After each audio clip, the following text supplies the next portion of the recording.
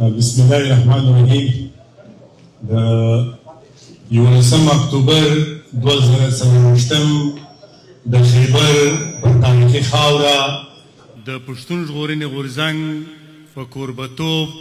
د یو ډېرې لوی تاریخي جرګې بیا د هغه جرګې چې کومې تاریخي پریکړې وکړې د هغه پریکړو په ملاتړ د نن د برطانیې پلازمینه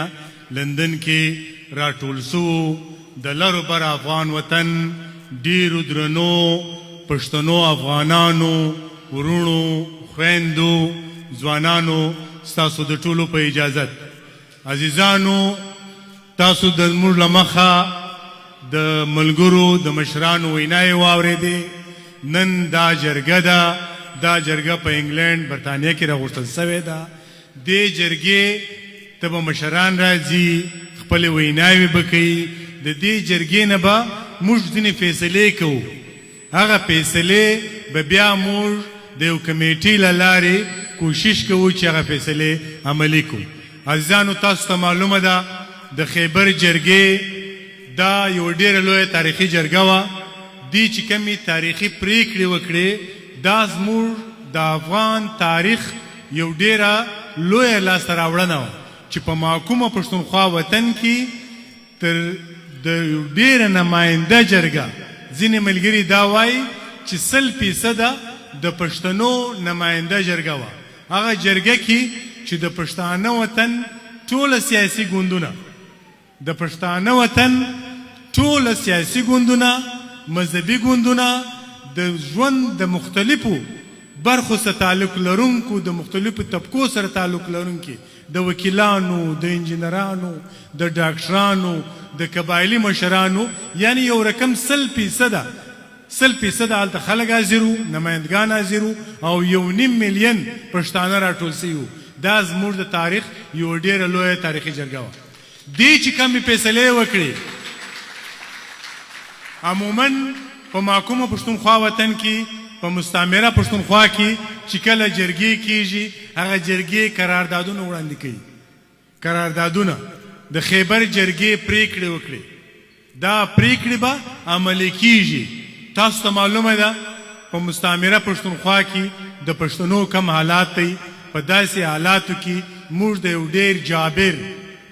ډېر جابر د افغان په وینو بهیونکو کې ماسټري کړې ډاکټري یې کړې ده پنجابي استعماري ریاست هغه زموږ په مقابل کې ولاړ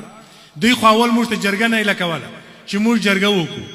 تاسو یې ټول ګواهان یاست چې کله موږ دا جرګه کوله د دې جرګې په کولو کې زموږ د ملګرو چې کم زحمتونه پر دې باندې راغلي دي کم ستړیاوې پر دې راغلي دي یا کم مشکلات چې دوی ته راغلي دي دا د بیانولو نه دي هغه موږ نه بیانوو موږ دا جرګه د افغان ملت د سیالۍ دپاره وکړه او د دې سیالۍ دپاره د پښتون ژغورنې غورځنګ مشر منظور احمد پښتین بیا تر یو ادنا کارکونه پورې موږ سرونه حاضر دي او موږ سرونه ورکوو دا زموږ ارادې دي خو پنجابي ریاست دا فیصله کړې وه چې دا جرګه به موږ په هیڅ صورت هم نه ایله کوو د عاصم منیر چې د پنجاب استعماري ریاست د فوجونو مشر دی دغه په حواله یو خبره ډېره مشهوره ده چې دی کله پر یو شي باندې چلیپه راکش کړي بیا هغه ناممکنه وي وایي چې کله د جرګې خبره راله د پر جرګې باندې د خیبر پر جرګې چلیپه راکش کړه چې دا جرګه به نه کوي بیا یې فضل رحمان ته ویلي وو کله چې موږ د جرګې ملګري کمپین کوي سیاسي مشران ته ورتلو نو فضل رحمان پی ټي ایم ملګرو ته مشر ته دا خبره کړې وه چې وروره په دې باندې عاصم منیر چلیپه راکش کړې ده مهرباني وکړه دا جرګه ته نسې کولی چې کله عاصم منیر فیصله وکړي یعنی په پاکستان کې ژوندی فرعون دوی چې کله فیصله وکړه بیا د هغه فیصلې خلافورزي څوک نسي کولی خو زموږ د غورځنګ د مشرتابه کلک هوډ زموږ د غورځنګ د ملګرو د افغان د سیالۍ کمیټمنټ دا فیصله بالکل چیلنج کړه او موږ دا ول چې دا جرګه موږ خامخا کوو او تاسو ولیدله چې کله جرګه کېدله زموږ پر جرګې باندې 3 ځلې حملې وسولې جرګه وسوځل سوله، زموږ د جرګې سامان غلا سو، زموږ ملګري شهیدان سول، زموږ په ملګرو باندې تر دې هنده پورې چې پښتون ژغورنې غورځنګ غوندې یو پر امنه تحریک باندې د ترهګرۍ یو بلیم لګېږي، پر هغه باندې پابندي لګوي. خو غورځنګ ملګرو بیا هم دا ووایي، مشر منظور پښتون بیا هم ووایي چې پنجابی که په تا کې طاقت دي ته راسه سبا زه جرګه خامخا کوم. او موږ هغه جرګه وکړله. په هغه جرګه کې موږ ډېرې تاریخي پرېکړې کړې دي. دلته موږ تاریخ دانان ناست دي، ډېر لوی عالمان ناست دي، اکاډمیشین زموږ د ناست دي د افغان وطن. دا زموږ یوه تاریخي اساسه ده چې موږ ته په لاس راغلی ده. موږ باید د دې اساسې دفاع په هر صورت وکړو. پنجابی ریاست لګیا دی د لومړۍ ورځې څخه چې کم خلکو په دې جرګه کې ګډون کړی و، هغوی له ورغله چې خبردار چې جرګې ته خو ورغلي واست، نور به په دې سره کومک نه کوئ. د موږ سره زموږ هغه ملګري چې په جرګه کې وو دا یې وار په وار سر جلا کړلي، موږ یې یوازې ورته پرېښودلو. دا د دې ملت یو اساسه ده. دغه ملت به د دې جرګې د دغه تاریخي پرېکړو دفاع هم کوي، دا به ساتي هم، او هغه وخت به خامخا راځي چې بیا به موږ دا جرګې دا فیصلې راخلو او یوه پر یوه ماده باندې به دا موږ پنجابی به راته ګوري او موږ به دا عملي کوو که خدای کول. عزیزانو، جرګه وسوله.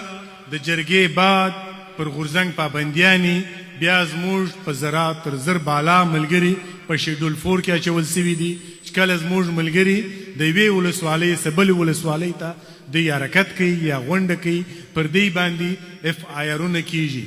FIR هغه فرست انفارمیشن رپورټ ورته فکر کوم، هغه FIR پر کېږي او په FIR کې پنجابی ریاست څومره بې شرمي کوي. زموږ ملګري د کوټې ملګري ځي په چمن کې یو میټینګ کوي چې دی راځي پر لیکي چې پلانی کس الخوارج، دی د ځینې خلکو دپاره دی خوارج ټکي استعمالوي، د غورځنګ د مشرتابه دپاره دی د خوارج ټکي استعمالوي، یعنی دغه کس چې په مخه درلی د دوی مرګ تا ته روا دی. موږ پنجابي ریاست ته دا وایو، پښتون ژغورنې غورځنګ د خپلو ملګرو دفاع په هر صورت کوي. که مو وس ورسېدی مشر خبره کوي، موږ یو ظلم نه دی هېر کړی، د پنجابي یو ظلم موږ نه دی هېر کړی. ګیلمن شهید، د ګیلمن شهید پر ژوند باندې د سره کم ظلم سوی دی، مشر خپله د مشر سره کم په محبس کې ظلمونه سوي دي. یعنی زموږ نن دا ملګري ورک دي، نورالله ترین دی یعنی پښتین دی، ورسره و ملګري. دا موږ دلته په جرګه کې ناست یو، د دوی به نوکان وباسي، دوی به پر اور کښېنولي، دوی به په سپیانو داړي. په داسې یو حالت کې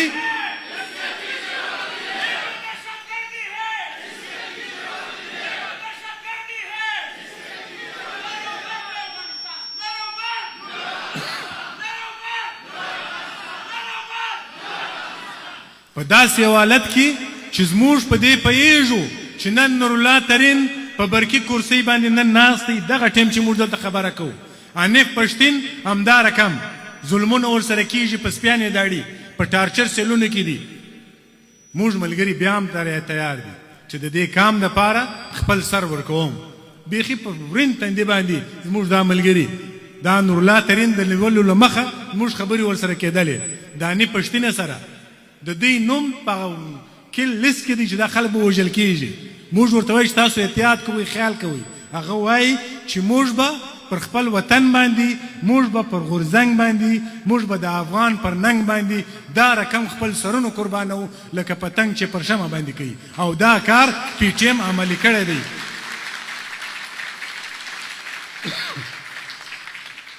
دا کار PTM عملي کړی دی. زموږ ملګري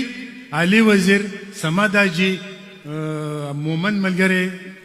ولی مومن نومیږي، دا ملګری په میاشتو په کلونو په محبس کې، په سکر په جیل کې، څوک د لاډکانه په جیل کې، څوک چیرې. هغه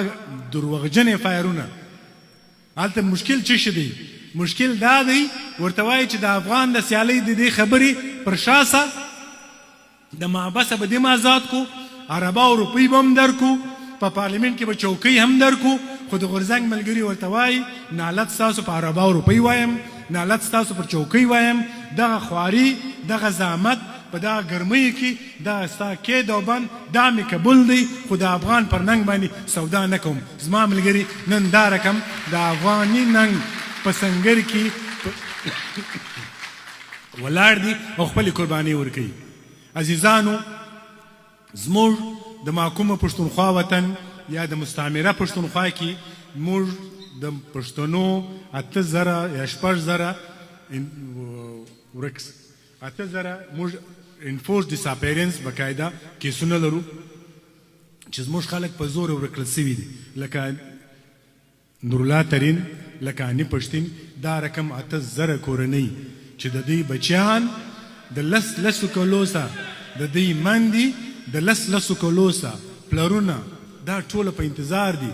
ځینې مندې ځینې پلرونه خو د بچیانو په انتظار باندې وړاندې سوله مړه سوله قبرو ته یې وړل سول تر اوسه هغه ارمان چې زما بچی به نن راسي زما بچی به ژوندی دا یوازې د محکومې پښتونخوا ده نه داسې په زرګونو نور افغانان د آزاد وطن خلک موږ پیرس ته تللي وو کله داسې یو میټینګ و خلک راله ما ته د خپلو عزیزانو نومونه راکړل د چا به تره ورکو ول زما اکاو ولاړی پاکستان ته په پنجاب کې په پلاني ځای کې د پنجاب فوجیان یې وړی دي تر اوسه پورې ژوندی ورکړل پته نشته دا رقم د نورو بیخي موږ په سوونو داسې دغه لرو هغه کډوال چې د جنگي حالت سره دی مجبور سول دی ولاړه چې دلته سر په خطر کې وو دی هلته ولاړه بیا هلته ورک دي نه اتسته نه پتسته چې دوی څه ظلمونه ورسره کړي دي داسې کیسونه شته چې داسې خلک چې موږ را برآمد کړي دي راغلي دي تکړه ځوانانو موږ پخوا هم له پېژندله چې بیا راله بیا دی له ونیو مغزو یې کار نه کوي پنجابي د موږ سره دونه ظلمونه کړي دي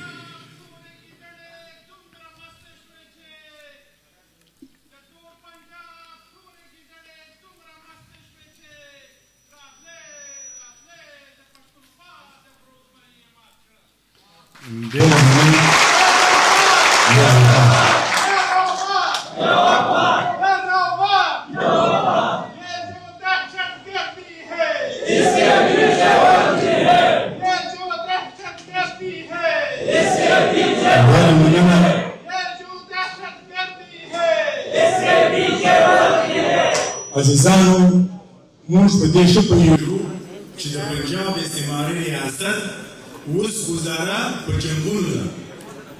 چې چیرې جنګ وي هلته دوی د لیوان په شان هلته ورځي هلته خپلې برخې پکې اخلي د پنجابي استعماري ریاست دا پلان چې په محکومه پښتونخوا یا مستعمره پښتونخوا کې د اپریشنونو په نامه باندې همیشه داسې یوه لوبه ګرمه وساتي چې په هغه کې د دوی جنرالان بډایان سي د دوی جنرالان عرپتیان سي کرپتیان سي پښتون ژغورنې غورځنګ یوازینی غورځنګ دی چې د ده د وجوده سره راونیسي بیا کرنه پورې داسې د دیوار په شان ورته ولاړ دی چې ستا پلار هم داسې ښکاره اپریشن نسي کولی لکه تا چې ضرب آزاد وکړي یا رد الفساد وکړي موږ تا و داسې اپریشنونو ته نه هیله کوو نن هم پنجابي استعماري ریاست د ډرون اټیک له لارې زموږ د مظلومو محکومو انسانانو پر کورونو باندې بمباریانې کوي زموږ ماشومان وژل کېږي زموږ خویندې وژل کېږي زموږ سپین ږیري وژل کېږي موږ د پنجابي استعماري ریاست په دې دومره اپریشنونو کې دا جرګه ګواه یو ترهګر یا 15 ترهګر چې د څومره داسې اپریشن کړي دي دوی د موږ سره وژلي دوی هېڅوک نه دي وژلي دا ریاست په ترهګرۍ چلېږي د دې ترهګرۍ شاته دا پنجابی دی ترهګر دا سمبولیر دی ترهګر د پاکستان جنرالان دي دوی انسانان وژلي دوی افغانان وژلي دوی هېڅکله ترهګر نه وژلي ترهګرو باندې خو د دوی کاروبار روان دی موږ ورته وایو چې ستا اپریشنونه موږ نه منو ستا دا ظلم موږ نه منو زما دې جرګې ته دا خواست دی موږ تېره میاشت په امریکا کې جرګه کړې وه هلته موږ دا خواست کړی و چې د پنجابي ظالم جنرالان وحشي ادمخوره جنرالان یا افغان خوره جنرالان چې افغانانو په وینې د دوی لاسونه تر دا ځایه پورې سره دي دوی اوس هم کوشش کوي چې د افغان په وینه خپل سرونه مخونه مسره کړي د داسې جنرالانو په خلاف چې هغه ضد سرویس دي که ریټایر دي په دغه لندن کې په دغه انګلند کې به د دې بېشماره جنرالان اوسېږي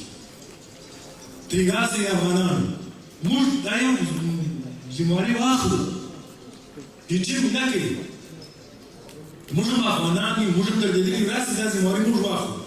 چې په دې انګلند کې چې څومره پاکستاني جنرالان اوسېږي د دې خلاف هغه دوسیې راټولې کړو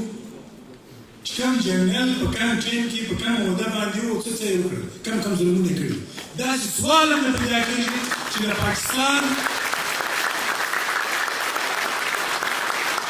د پاکستان په پوچ کې دي دی جرنل وي هغه دي د هغه په لاس کې د سلګونو افغانانو وینې نه وي دا سوال نه پیدا کېږي هر پاکستاني جنرال د افغان په وینو لاسونه سره راسئ موږ د دې لیست جوړ کړو راسئ موږ ICC ته ولاړ شو زه د پی ټي ایم برټانیې ډاکټر صاحب ابراهیمي ته خواست کوم د دې ټیم ته خواست کوم چې تاسو دلته د وکیلانو یو پرېو ګروپ لرئ د دې له لارې پکار دی موږ اوس په دې شي باندې بسم الله وکړو د پاکستان جنرالان موږ ICC ته راټول کړو راکش کړو ما د پی ټي ایم د امریکې د ملګرو سره موږ خبره کړې ده د هغوی کمیټې هم موږ سره شته موږ پکار دی چې داسې یو شی جوړ کړو چې دوی د ICC ته راکش کړو د پنجابي ریاست ظلمونه دومره ډېر دي خو چې بیانې وخت ډېر اخلي جرګه ډېر زیات ویناوال دي وخت راځي خو یوه خبره کوم چې موږ تېره ورځ د پنجابي جنرال یو پریس ریلیز و یا پریس دغه یې کوي هغه دا وایي که د دې ځای پښتانه ډېر تنګ دي یا د افغانیت خبره کوي یا د افغانانو په ملاتړ خبره کوي دوی دې ولاړ سي افغانستان ته موږ پی ٹی ایم ډېر ښکاره ورته وایو چې हम कहीं जाने वाले नहीं ये हमारी से जमीन है हम यहीं पे रहेंगे अगर जाना हुआ तो तुम लोग जाओगे जिंदा नहीं छोड़ के जाएंगे तुम लोगों के जनाजे यहाँ से उठेंगे तो वतन में जितने मजालिम तुम लोगों ने ढाए हैं सारे मजालिम का जवाब देकर हम लोग तुम्हें तुम्हारे जनाजों को पंजाब भेजेंगे देर मनना कौन